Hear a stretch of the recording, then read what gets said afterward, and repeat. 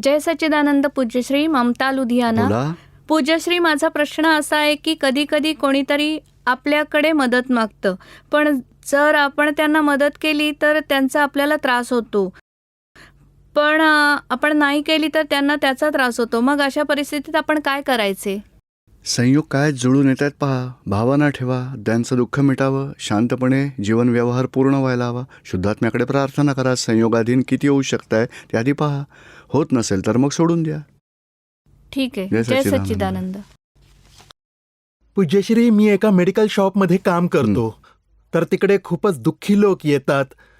मला असं वाटतं की दुसऱ्यांचं दुःख हे माझ्या आयुष्याचाच नाही भाग नाही, आहे. तुम्ही असा विचार करायचा की त्यांचं दुःख दूर हो, औषध घेऊन बरे होत. दुसरा रुग्ण येईल मग त्यालाही औषध द्यायचं. आपण चांगल्या भावनेने त्यांना औषध देत राहायचं. सर्वांना शांती लाभो, दुःखांपासून मुक्ती मिळो, यातनांपासून मुक्ती मिळो, चांगल्या प्रकारे औषध द्यायचं. आमच्या सत्संगातही दुःखी लोक येतात. काय करणार? म्हणून त्यांना अशी काहीतरी समज द्यायची ज्यामुळे दुःख मिटून जाईल. मग दुसरे दुःखी लोक येतील, मग हे सुखी झाले, मग दुसरे कोणतरी येतील. कारण दुःख तर अज्ञानतेमुळे येत राहणार आहे. हे तर त्यांना समजावून सांगत राहायचं. म्हणजे तुमचे मेडिकल स्टोअर आहे, तुमचं आमचंही मेडिकल आहे, आपलं इगोचं हॉस्पिटल आहे. आणि या ज्ञानाचंही औषध असं आहे की साऱ्या इगोमुळे आलेलं दुःख मिटून जातं इथे. पण ते दुःख ते देहाचं दुःख आहे, तुम्ही मिटवता ते चांगलं आहे सगळ्यांसाठी. पूज्यश्री, काही कर्मबंधन तर नाही नाही होणार ना? नाही नाही नाही, तुम्ही चांगल्या भावनेने द्यायचं औषध. पुन्हा पुन्हा त्याला औषध घ्यायला यायलाच लागू दे अशी भावना नाही करायची. हो. आपल्या औषधाने त्याची तब्येत बरी व्हावी आणि शांतपणे त्याचं जीवन, अगदी शांतपणे जीवन चालू राहावं अशी भावना ठेवायची. हां. आमच्या आंबा फूड्समध्ये आहेत ते लोक किती छोटी मोठी कामं करतात. उणोदोरी किचनमध्ये सगळे लोक भावना, आंबा फूड्समध्ये सारे लोक भावना ठेवतात की हे फूड लोकांच्या शरीरात जावं आणि त्यांना सद्बुद्धी येऊ, सन्मार्गावरून चालवत दादाजींचं ज्ञान मिळो, मोक्षाचा मार्ग मिळो अशी भावना करून सगळे लोक ते बनवतात. साफसफाई ठेवतात, सगळ्यांना खायला देतात. म्हणजे ही भावनाच काम करते. जबरदस्त काम आहे. जय जय सच्चिदानंद पूज्यश्री. सच्चिदानंद. जय सच्चिदानंद. जय सच्चिदानंद पूज्यश्री. माझं नाव अखिलेश चौधरी आहे. माझा प्रश्न आपल्याला आहे की काय पुनर्जन्म असतो का, ते सांगावे. हो, असतो ना. असतोच. आणि पुनर्जन्म तर असतो आणि पूर्वजन्मही असतो, पुढचा जन्मही असतो. सगळ्या खऱ्या गोष्टी आहेत. बरोबर. बघा, आंब्याची कोय आपण पेरली तर आंब्याच्या झाडावर किती फळं येतात की नाही? हो हो म्हणजे बीजं पेरली तर किती फळं येतात आणि फळांमधून पुन्हा बीजं पडून पेरतात. हो. मग बीज पडतं, बीजं असतात, मग पुन्हा त्याची फळं पूर्वी बीज तो पूर्वजन्म म्हटला जाईल आणि फळ त्याला पुनर्जन्म म्हणतात. ह्या जगाची सायकल ही चालूच राहते. हो. आणि आपल्याला अनुभव कसा येईल? तर बघ, आपल्या मनात इच्छा नसताना वाईट विचार येतात की नाही? इच्छा नसताना वाईट शब्द बाहेर पडतात की नाही? शरीरात अनेक रोग उत्पन्न होतात, इच्छा नसतानाही ते होतात. म्हणजे आपली इच्छा नसणं तो कोणता पार्ट आहे आणि घडून जातं तो कोणता पार्ट आहे? दोन वेगवेगळे झाले की नाही? हो, झालं. म्हणजे जे घडतं ते कर्मांचं फळ आहे आणि जे आवडत नाही तो स्वतः आत्मा आहे. बघा, आता रागद्वेष केल्यामुळे नवी बीजं टाकली जातात. कोणी अपमान केला तर किती वाईट विचार येतात ना माणसाच्या मनामध्ये. हो. मग त्यामुळे बीजं पेरतात, त्याचं फळ दुसऱ्या अवतारात येतं. हो. म्हणजे ही अशी पूर्वजन्म आणि पुनर्जन्माची सायकल चालूच राहते. आणि आपल्यासाठीच असले संयोग का जुळले? आपण चालतोय, 50 माणसं जातात, कोणालाही ठेच लागत नाही, आपल्यालाच ठेच लागते, आपण पडतो, मग चष्मा फुटतो, पायाला दुखापत होते. तर हे करतं कोण? तर पूर्वजन्माच्या आधारे संयोग जुळून येतात आणि मग दुःख, वेदनेचं फळ भोगावंच लागतं. हा पूर्वजन्माचा पुरावाच आहे. बरोबर. धन्यवाद. हो, जय सच्चिदानंद. राजकुमार प्रजापती, ग्वालेर. जय सच्चिदानंद पूज्यश्री. हो, बोला. आपल्या श्रीचरणांवर कोटी कोटी प्रणाम. सर, एक प्रश्न होता माझा. सर, ब्रह्मा आणि ब्रह्म याविषयी थोडंसं. ब्रह्म स्वतः ब्रह्मच आहे, पण अज्ञानतेमुळे मी स्वतःच ब्रह्मस्वरूप वाटतो. ब्रह्मा म्हणजे योजना आखत असतो. रात्री झोपतो, मग सगळे लोक म्हणतात झोपून जा आरामात, पांघरुण घेऊन झोपतो खरा, पण आपल्या दुकानातून थोडा पैसा आलाय, त्याला तर दुसऱ्या शेजाऱ्यांचं दुकान घेऊया, एवढा खर्च आहे, तेवढा भागला की मग 2 दुकानं होतील, नंतर एवढं कमावेन. म्हणजे जो योजना करतो तो ब्रह्मस्वरूप असतो, तो बीज पेरतो आणि दुसऱ्या जन्मात फळ येतं. म्हणजे ब्रह्ममधून ब्रह्मा झाला, ब्रह्मातून जेव्हा फळ मिळतं तेव्हा तो भोगतो ते फळ, तो भ्रमित होऊन भोगतो. ती भ्रमित स्थिती आहे. ब्रह्ममधून ब्रह्मा, ब्रह्मातून भ्रमित होतो आणि बरं. भ्रमितमधून पुन्हा अज्ञानतेमुळे नवी बीजं टाकतो. जेव्हा ज्ञान मिळतं तेव्हा समजतं की हे फळ आहे, ते भोगायचं आहे, नवीन बीजं पेरायची नाही आहेत. आत्मज्ञानानंतर पुन्हा ब्रह्मस्वरूपात स्वतः येतो, नवीन बीजं पेरत नाही, मग ब्रह्मस्वरूपातच राहतो आणि आणि जेव्हा कर्म पूर्ण होतात परब्रह्म दशेत पोहोचतील, पुरुषोत्तम दशेपर्यंत. बरं, दुसरा प्रश्न माझा असा होता, सरजी, म्हणजे जडतत्वाविषयी जाणून घ्यायचं होतं सर. शिवाय डिस्टर्बन्स खूप येतो सर ज्ञानामध्ये, खूप जास्त काय काय आहे तो? चुका. म्हणजे बघा, ज्ञानाविषयी काही असेल ना, की म्हणजे 5 आज्ञांमध्ये काही म्हणजे त्यात थोड्या अडचणी येतात. त्या अडचणी म्हणजे काय की आपल्या डिस्चार्ज कर्मांमुळे म्हणजे थोड्या काळानंतर जागृती येते ना, पुन्हा ज्ञान सेट करा, 5 आज्ञा सेट करा, म्हणजे पुढच्या वेळीही तसाच कर्मांचा फोर्स येईल तेव्हा जागृती जास्त राहील. अशी हळूहळू जागृती वाढेल, आवरण भरलेला माल कमी होत जाईल. बरं. जय सच्चिदानंद पूज्यश्री. बोला. पूज्यश्री, मागच्या 15 एप्रिलपासून आणि 15 मे 5 मेच्या मधल्या काळात जवळजवळ 25-30 मित्रमंडळींचा करोनाने बळी घेतला. मग अशा वेळी ना सर खूप दुःख होतं अशी जाणीव झाली. जेव्हा मी ध्यानाला बसायचो तेव्हा कोणत्या ना कोणत्या व्यक्तीचीच आठवण येत राहायची आणि साधनासुद्धा होऊ शकत नाही आहे आणि खूप त्रास होतोय. कृपया मार्गदर्शन करावे की ह्या बाबतीत काय करायला हवं. एवढं समजून घ्यायचं की हा देह सोडून दुसरा देह ते प्राप्त करतील. फाटके कपडे फेकले, नवे कपडे परिधान करून फिरतील. कारण आत्मा तो मरत नाही. बघा, सोन्याची बांगडी असेल, ती सोनाराला दिली तर ती मोडून तो त्याच्या 3 अंगठ्या बनवेल. आता अंगठ्या बनवल्या म्हणजे सोनं नष्ट झालं का? तर नाही, बांगडी संपली, अवस्थेचं रूपांतरण झालं. तत्व बिघडत नाही, कधीच बिघडणारही नाही. तर ही जागृती ठेवायची. हे शरीर सोडून दिलं, स्वतः हे शरीर सोडून दुसऱ्या शरीरात जाईल कर्माच्या आधारे, म्हणजे मरणार नाही कधीच आत्मा. तर ही जागृती ठेवायची. हे जेव्हा दिसेल तेव्हा समजायचं की आपण देहभावाची आसक्ती ठेवायची नाही. देह तर कधी ना कधी दगा देईल. देह विनाशी आहे, जळून राख होणार आहे. आपल्या अविनाशी स्वरूपावर दृष्टी कायम ठेवा. हे शरीर सोडून जो आत्मा बाहेर पडेल त्या आत्म्यावर दृष्टी ठेवा, मग स्थिरता राहील आणि मग काहीही भय नाही, दुःख नाही, वेदना उरणार नाही. काय आणि दुसरा उपाय हा आहे, व्यवहारात उपाय करा. कोणत्या व्यक्ती, फ्रेंड्स, फॅमिलीज यांच्याकडे गेलात त्यांच्यातल्या शुद्धात्माकडे प्रार्थना करा. शुद्धात्मा भगवान त्या भाऊसाहेबांचा दुसरा जन्म जिथे कुठे होईल त्यांना ज्ञानींची लिंक मिळो, मोक्षाचा मार्ग मिळो, मोक्षगती मिळो, जन्मजन्मांतरीच्या चक्रातून सुटोत अशी कृपा करा.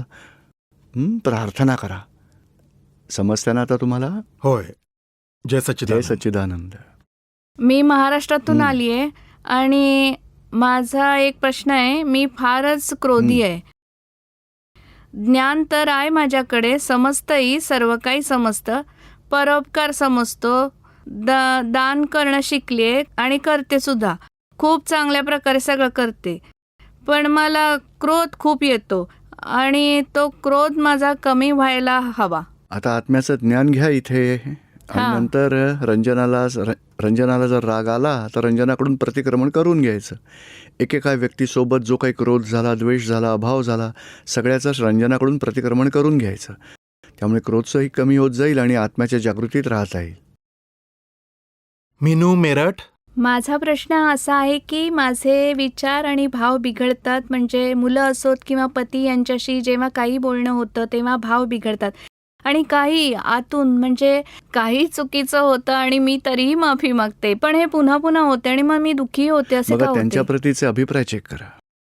मुलांप्रती म्हणजे पतीच्या प्रती एखाद्या घरातल्या व्यक्तीबाबत अभिप्राय दिला जातो की नाही? असं आहे, तसं आहे, कायम असंच करतो आपण, लक्षातच नाही ठेवत, चिडतच राहतो, स्वच्छताच ठेवत नाही अजिबात, असं काही ना काही लहान मोठे अभिप्राय व्यक्तींप्रती होत राहतात. त्यांना नंतर बघितलं तरी त्वरित आतून क्रोध येतो, अपसेट होतो. आपण नाही, हे नाही करत. प्रत्येक वेळी बोलतात, प्रत्येक वेळी सांगावं लागतं, तुम्हाला ऐकतच नाही. म्हणजे आपला अभिप्राय, आपल्या अपेक्षा, आपला आग्रह तो चेक करा. तो दोष डिस्टर्ब करणारा असतो, तो धुवून टाकला तर मग सगळे व्यवहार सहज सोपे जय होतील. सच्चिदानंद. आकाश जैन, दिल्ली. हे सारे आपल्या कर्माचे जे फळ आहे हे सारे आता त्या आता ते येत आहे आणि त्याचा आपण समभावाने निकाल करायचा आहे. तर विचारायचं असं आहे की हे जे आपले प्रोफेशनल लाईफ आहे हे खूपच जास्त महत्त्वाचं असतं. ह्यात आपण कोणाकोणाला भेटू, म्हणजे कोणत्याही प्रोफेशनल लाईफमध्ये आपण ह्या साऱ्या गोष्टी कशा ह्या फॉलो करायच्या, म्हणजे नक्कीच. कारण हा व्यवहार आहे, तो कर्मांचा हिशोब आहे. मी एअर कंडिशनिंग शिकलो आहे, पण पुढे मला टेक्स्टाईल मिलचं मशीन मिळालं आणि पूर्ण आयुष्य वेगळ्या प्रकारे गेलं. कन्सल्टिंगमध्ये काम केलं. म्हणजे असं एकानंतर एक आपल्या कर्माची फळं येतात. आपण काय शिक्षण घेतो तेच मिळेल का कुणास ठाऊक. कर्म विजय टाकलेली आहे, त्यालाच फळं येतात. एकेका जन्मासाठीचा हिशोब एकानंतर एका फळात रूपकात येत राहतो. आपण समता भावनेने एक एक व्यवहार पूर्ण करायचा आहे, रागद्वेष न करता, समभाव ठेवून.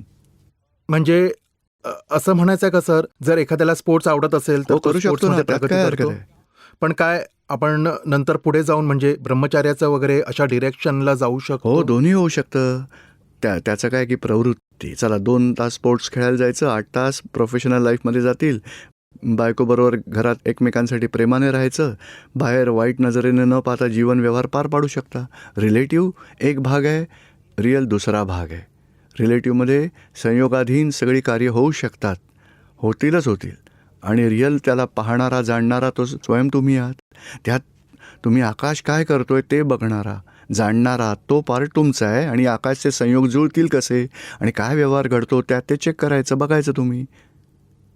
हां, समजते आता तुम्हाला? थँक्यू. हो.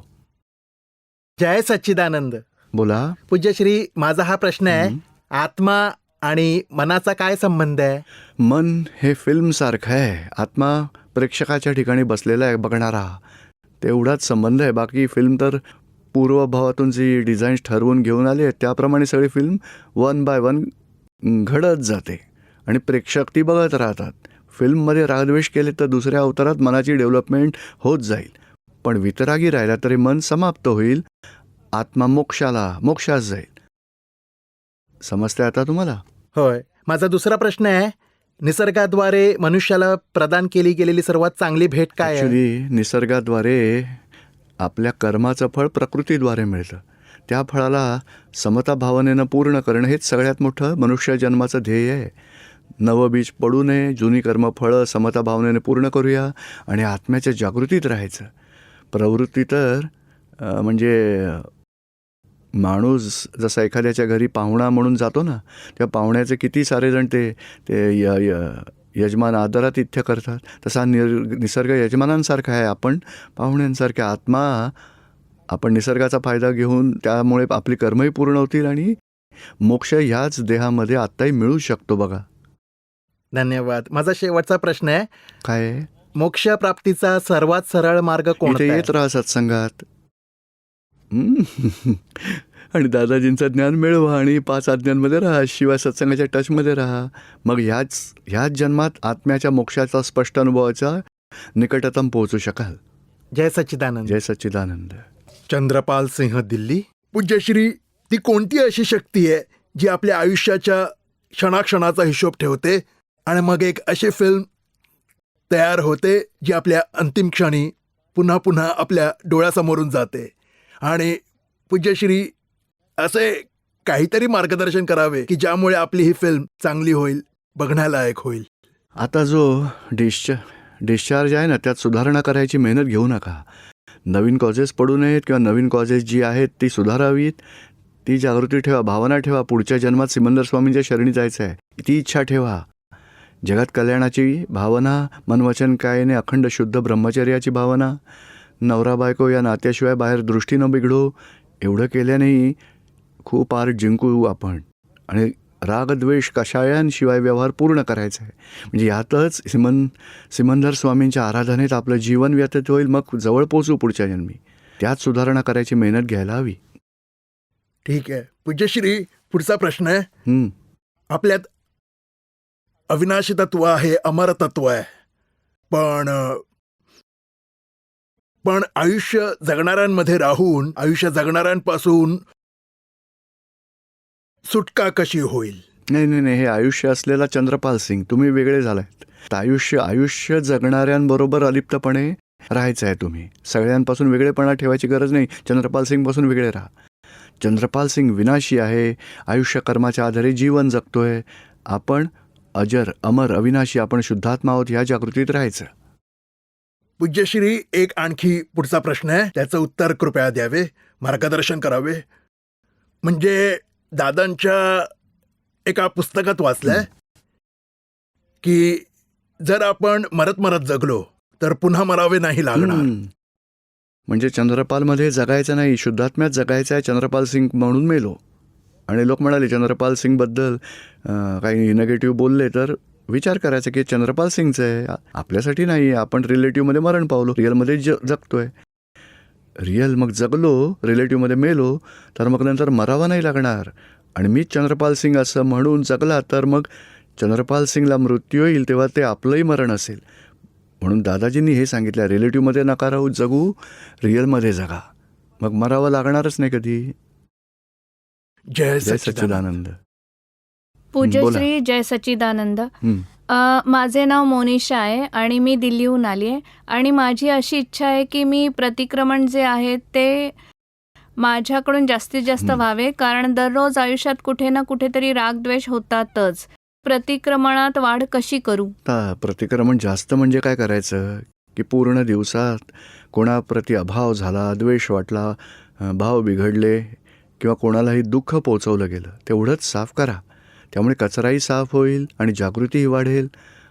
आणि नंतर कधी फ्री वेळ मिळाला, समजा सुट्टीचा दिवस आहे, फावला वेळ असेल आणि रात्री झोप येत नसेल तर मग लहानपणापासून आजवर मम्मी असेल, पप्पा असतील, भाऊ बहीण आहेत, शेजारी पाजारी, स्कूल फ्रेंड्स, नंतर लग्न झाल्यावर नवरा, सासू सासरे, मोठी धाकटी जाऊ, सगळ्या एकेका व्यक्तीच्या जीवनात आसपासच्या जवळच्या व्यक्ती असतील त्यांच्या लहानपणापासून आजवर दोषांचं त्या प्रतिक्रमण करायचं. कधी काळी आयुष्यात त्यांच्याबरोबर रागद्वेष भांडणं केली, मोह झाला, अभाव तिरस्कार केला, सगळ्याची माफी मागत जा. मग हळूहळू एकेका व्यक्तीबरोबरचे रागद्वेष आपण धुवून टाकू. एकेका व्यक्तीच्या बरोबरचा हिशोब पूर्ण झाले, मोक्षासाठी आपण मोकळे. पण दररोज कधी ना कधी कोणाबरोबर तरी रागद्वेष तर होतातच. हो, मग रोजचं वेगळं करा. रोजचं रोज असतील ते रागद्वेष धुवून टाकायचं काम वेगळं आहे. आणि वेळ मिळाला तर दादाजींनी 1958मध्ये मिळालं तेव्हा त्यानंतर पूर्ण आयुष्यातल्या एकेका व्यक्तीबरोबरचे दोष त्यांनी धुवून टाकले. 4 वर्षापर्यंत दिवस रात्र प्रतिक्रमण केलं होतं. आपली ही भावना असायला हवी की आता फ्री वेळ मिळाला आहे, पूर्ण आयुष्याचे हिशोब एकेका बाकीच्या बरोबरचे रागद्वेषाचे धुवून टाकू, हे लक्षात ठेवायचं आहे. धन्यवाद. जय जय सच्चिदानंद. सच्चिदानंद. घरात, कुटुंबात मुलगा आणि मुली यांच्या शिक्षणाबाबत फारच भांडण तंटे होतात. काय नाव आहे तुमचं? माझं नाव रशीदा आहे. भांडण करायचं नाही, समजावून सांगा त्यांना. आणि कमी जास्त अभ्यास केला करू द्या.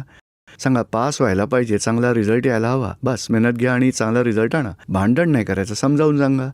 समजावून चर्चा करत सांगा. बाकी ओरडणं, भांडणं करणं, चिडणं ते युजलेस आहे. जेवढे तुम्ही निर्बल होत जाल तेवढी मुलं सुधारणार नाही आहेत. ती प्रेमाने सुधारतील. बाळा हे करत जा, काळजी घे, वेळ वाया घालवू नको, समजावून सगळं सोडून द्या. आग्रह ठेवू नका, आक्षेप घेऊ नका. आणि त्यांच्याबरोबर कधी आपल्याकडून चढ्या आवाजात किंवा रागाने क्रोधाने बोलणं झालं तर मनापासून प्रतिक्रमण करा त्यांच्या शुद्धात्म्याकडे. आपली वागणूक सुधारली तर ते आपल्या ऐकतील आणि चांगल्या मार्गावरून चालतील ही मुलं. पण आपणच क्रोध आणि अभाव तिरस्कार करत राहिलो, द्वेष करत राहिलो तर आणखीच बिघडतील ही मुलं. समजते आता तुम्हाला? हो दीपक भाई, मी कधी कधी परिस्थितीमुळे खोटं बोलतो, मग त्यावर पश्चातापही करतो. बरोबर आहे, ते करायचंच. पण मग नंतर भीती वाटते. नाही, घाबरायचं नाही. निश्चय करा, दादाजींकडे शक्ती मागाय. दादा भगवान, हळूहळू समता भावनेने व्यवहार पूर्ण करू, खोटं बोलावं लागू नये अशी मला शक्ती द्या. बस आपली भावना सुधारा. पश्चाताप करायचा, त्यात अडकायचं नाही. प्रत्याख्यान करा की पुन्हा अशी चूक होणार नाही अशी मला शक्ती द्या. बस अशी भावना ठेवा. पण तरी पुन्हा पुन्हा खोटं बोललं जाईल. कारण कांद्यात बघा कसे लेयर्स आहेत. एक लेअर काढला की दुसरा वर येईल, दुसरा काढला की तिसरा येणार. तर ही डिस्चार्ज कर्मही लेयर्सवाली आहेत. तेच दोष रिपीट होतात. आपल्या अंतरंगातले भाव सुधारा आणि पुन्हा असं करणार नाही असं प्रत्याख्यान घ्या. पूर्ण होईल हे सगळं. दीपक भाई, काय कोणी अंतर्यामी असते का? जर होतं ना. असेल तर आपण आहात का? नाही, आपल्याला त्या साऱ्यात जायची गरजच नाही. अंतर्यामी तर शुद्धात्मा भगवान आहे अंतर्यामी, त्याच्याच सोबत अभेद्य व्हायचं, तीच भावना ठेवा. बाकी लोकांच्या मनात काय चाललं आहे ते जाणायला जाल तर डोकं फिरून जाईल. हा कलियुगातला माल आहे. एखाद्याशी बोलायचं असेल, एखाद्याशी बोलताना कळलं की त्याच्या मनात विकारी भावना आहेत, तर जाणून घेण्यात काय फायदा? त्याच्यातल्या शुद्धात्मा पहा, प्रकृतीमधला कचरा बघण्यासारखा नाही आहे कलियुगात.